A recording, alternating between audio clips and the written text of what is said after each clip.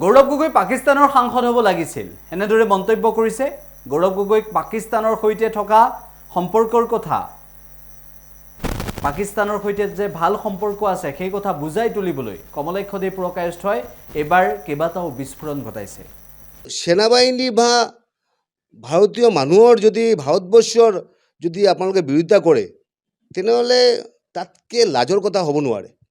আজি বিশেষকৈ কালি পাৰ্লামেণ্টত ডিবেট হৈছে অপাৰেশ্যন সিন্দুৰ লৈ, ভালে কথা আৰু।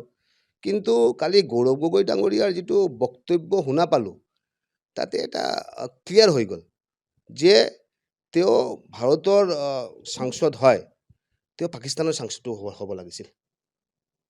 একদম ক্লিয়াৰ কথা। কালি পাকিস্তানৰ যিখিনি মিডিয়া আছে এই মিডিয়াবোৰে যে গৌৰৱ গগৈক এনেকুৱা এপ্ৰিচিয়েট কৰিলে, মানে গৌৰৱ গগৈৰ পপুলাৰিটি এনেকুৱা বৃদ্ধি পাইছে পাকিস্তান।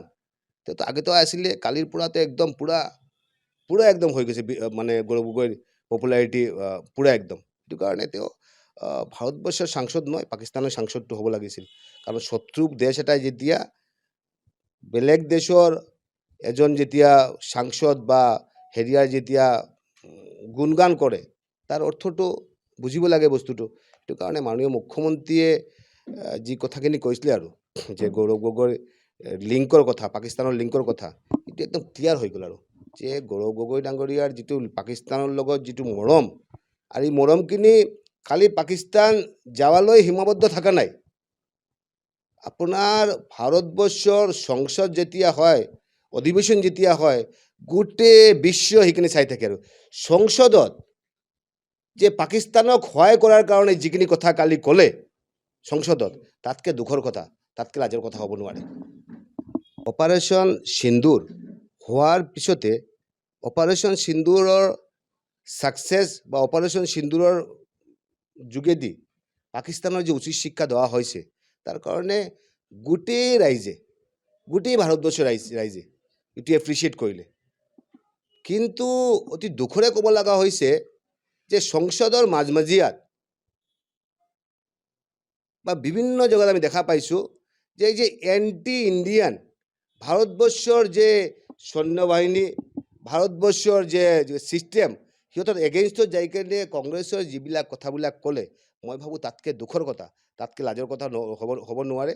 আৰু সিহঁতে সেনাবাহিনী বা ভাৰতীয় মানুহৰ যদি ভাৰতবৰ্ষৰ যদি আপোনালোকে বিৰোধিতা কৰে তেনেহ'লে তাতকৈ লাজৰ কথা হ'ব নোৱাৰে। আজি বিশেষকৈ কালি পাৰ্লামেণ্টত ডিবেট হৈছে অপাৰেশ্যন সিন্দুৰ লৈ, ভালে কথা আৰু।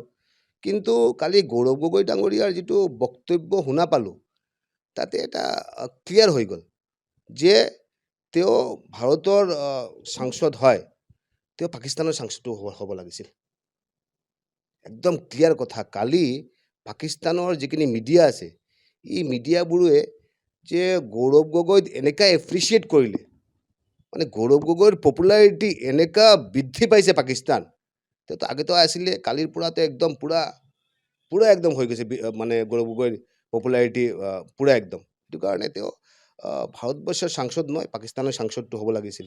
কাৰণ শত্ৰু দেশ এটাই যেতিয়া বেলেগ দেশৰ এজন যেতিয়া সাংসদ বা হেৰিয়াৰ যেতিয়া গুণগান কৰে তাৰ অৰ্থটো বুজিব লাগে বস্তুটো।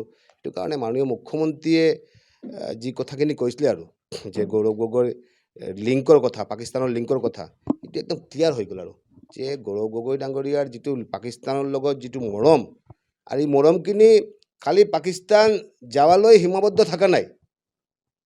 আপোনাৰ ভাৰতবৰ্ষৰ সংসদ যেতিয়া হয়, অধিৱেশন যেতিয়া হয়, গোটেই বিশ্ব সেইখিনি চাই থাকে। আৰু সংসদত যে পাকিস্তানক সহায় কৰাৰ কাৰণে যিখিনি কথা কালি ক'লে সংসদত, তাতকৈ দুখৰ কথা, তাতকৈ লাজৰ কথা হ'ব নোৱাৰে। অপাৰেশ্যন সিন্দুৰ হোৱাৰ পিছতে অপাৰেশ্যন সিন্দুৰৰ ছাকচেছ বা অপাৰেশ্যন সিন্দুৰৰ যোগেদি পাকিস্তানৰ যে উচিত শিক্ষা দেওয়া হৈছে তাৰ কাৰণে গোটেই ৰাইজে, গোটেই ভাৰতবৰ্ষৰ ৰাইজে এইটো এপ্ৰিচিয়েট কৰিলে। কিন্তু অতি দুখৰে ক'ব লগা হৈছে যে সংসদৰ মাজমজিয়াত বা বিভিন্ন জেগাত আমি দেখা পাইছোঁ যে এই যে এণ্টি ইণ্ডিয়ান ভাৰতবৰ্ষৰ যে সৈন্যবাহিনী, ভাৰতবৰ্ষৰ যে ছিষ্টেম সিহঁতৰ এগেইনষ্টত যাই কেনে কংগ্ৰেছৰ যিবিলাক কথাবিলাক ক'লে মই ভাবোঁ তাতকৈ দুখৰ কথা, তাতকৈ লাজৰ কথা হ'ব নোৱাৰে। আৰু সিহঁতে